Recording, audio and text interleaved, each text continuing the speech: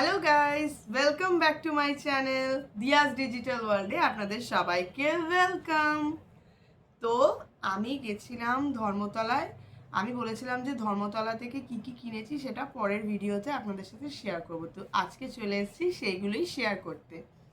তো ধর্মতলা তো একটা বিশাল এরিয়া, সেখানে এত জিনিস পাওয়া যায়, দেখে মেয়েরা বিশেষ করে গেলে মেয়েদের মাথা খারাপ হয়ে যায়।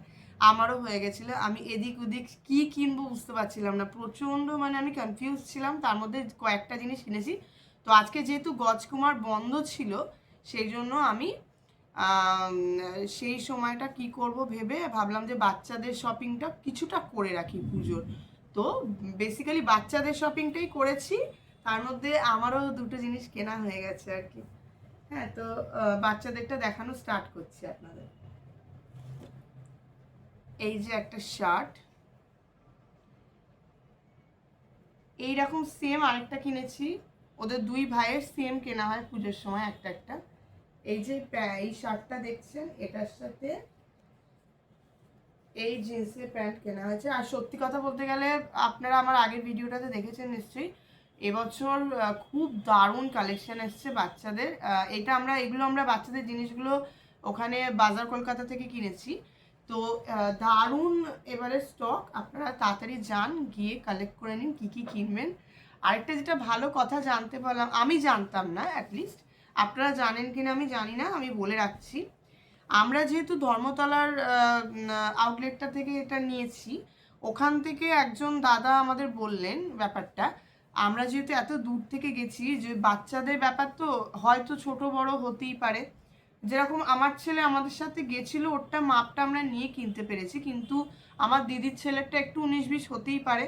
তো উনি বললেন যে আমরা যেহেতু বাজার কলকাতা থেকে কিনছি, সেটা আমরা এক্সচেঞ্জ করতে চাইলে আমাদের ধর্মতলার শোরুমটাতেই যেতে হবে, এরকম কোনো মানে নেই। আমাদের বেহালাতে যে শোরুমটা আছে, এখান থেকেও কিন্তু আমরা গিয়ে এক্সচেঞ্জ করে নিতে পারি। তো এই জিনিসটা খুব সুবিধার, কারণ আমাদের পক্ষে ধর্মতলায় আবার এক্ষুনি যাওয়া সম্ভব হবে না যদি পাল্টাতে হয়। 1 মাসের মধ্যে আমরা আমাদের যে কোনো, মানে বললো বিগ বাজার কলকাতার যে কোনো শোরুম থেকে কিন্তু এক্সচেঞ্জ করা যাবে। তো এটা ছিল দুই বাচ্চার সেম, এই যে জিন্সের প্যান্ট দেখছেন আর এই শার্ট, আমি দেখাতে পারছি না ভালো করে। তো এই জিন্সের প্যান্ট আর এই শার্ট কেনা হয়েছে দুই ভাইয়ের, এটা সেম সেম কেনা হয়েছে দুই ভাইয়ের। তো আমি আর এটা ডাবল ডাবল দেখাচ্ছি না। আরেকটা হচ্ছে এটা আমার ছেলের কেনা হয়েছে, একটু লাইট কালারের উপর একটা কেনা হলো, কেননা আর দুটো ডিপ কালারের জিন্স কেনা হয়েছে। এটা একটা কেনা হয়েছে, আরেকটা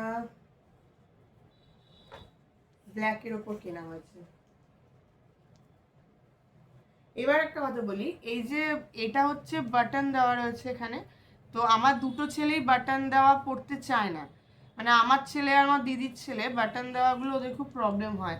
তো সেই কারণেই ওদের জন্য এই যে এলাস্টিক দেওয়া যেগুলো গার্ডার সিস্টেম কোমরের কাছে, এরকমই কেনা হয়েছে দুটো।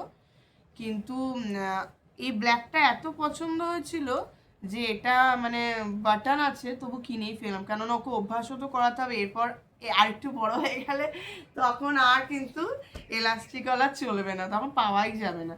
আর কিছুদিন বাদেই হয়তো বড় হয়ে যাবে, দেখতে দেখতে বড় হয়ে যাচ্ছে। এখনই ওর যে জুতোর সাইজটা কিনতে হলো, আমি তো দেখে অবাক, কেননা এর কদিন আগে অবধি আরও অনেকটাই ছোট কিনতে হতো। তো ছেলে বড় হয়ে যাচ্ছে আস্তে আস্তে। তো যেরকম দেখালাম আর কি, এই তিনটে জিন্স ছেলের জন্য কেনা হয়েছে। আর লাট্টুরটাও দেখালাম, মানে আমার দিদির ছেলেরটাও দেখালাম। আর আমার ছেলের আরেকটা শার্ট এখনো অনেক শপিং বাকি আছে, এখন কিছুটা আর কি হলো। এই শার্টটা আমার ছেলের জন্য কিনেছি ব্ল্যাকের ওপর, এটা লাইট কালারের যে প্যান্টটা কেনা হয়েছে ওটার সাথে পরতে পারবে। আর কেনা আছে দুটো টি শার্ট, কেননা সারা বছর তো ধরুন গরম, একটু এই হালকা ফুলকা জামাগুলো না হলে না ওদের হয় না, পারে না। সবসময় শার্ট পরতে বললেই রেগে যাবে, এগুলো পরলে ওরা খুব কমফোর্টেবল ফিল করে, তার জন্যই এগুলো কেনা। আরেকটা কিনেছি অরেঞ্জ, এটা আমার পছন্দে কিনেছি, অর্ঘর এটা পছন্দ হয়নি তবু আমি কিনেছি এটা, কারণ আমার এই কালারটা ভীষণ ভালো লেগেছে। আর দেখবেন বাচ্চারা একটু কালারফুল না পরলে ভালো লাগে না, যতই লাইট কালার পরুক পরুক একটু মানে ডিপ কালারটা আমি তো সবসময় ডিপ কালারের দিকেই আছি। তো এইগুলো বাচ্চাদের জন্য কেনা। আর এই যে মোজার সেটটা, এটা শ্রীলেদার্স থেকেই কেনা হয়েছে জুতো কেনার পর। এই যে মোজার 3টে সেট, এটা আমার ছেলের জন্য কিনেছি। এইটা একটা কালার, এইটা একটা কালার, আর এটা একটা কালার। এইটা আর এটা কিছুটা কাইন্ড অফ সেম। হ্যাঁ, তো আমার ছেলে তো এই যে এই খেলনাটা কিনেছে, আপনারা দেখেছেন আগের ভিডিওতে। তো ওটা এখন বানানো স্টার্ট হয়ে গেছে, তো আমি ওটার ভিডিওটায় দেখাতে পাচ্ছি না, দুঃখের বিষয়। আর যেটা কেনা হচ্ছে ছেলের জন্য একটা ঘড়ি। ছেলে এই ঘড়িটা কিনলো, ওর খুব পছন্দ হয়েছে ঘড়িটা। আমাকে শিখিয়ে দিয়েছে এখানে টাচ করলে তবেই এটাই আলো জ্বলবে। ও আমাকে শিখালো, তবে আমি এটা জানতে পারলাম। আর জুতো, ছেলে 2টো জুতো কিনেছে শ্রীলেদার্স থেকে। এইটা আমার পছন্দে কিনেছে।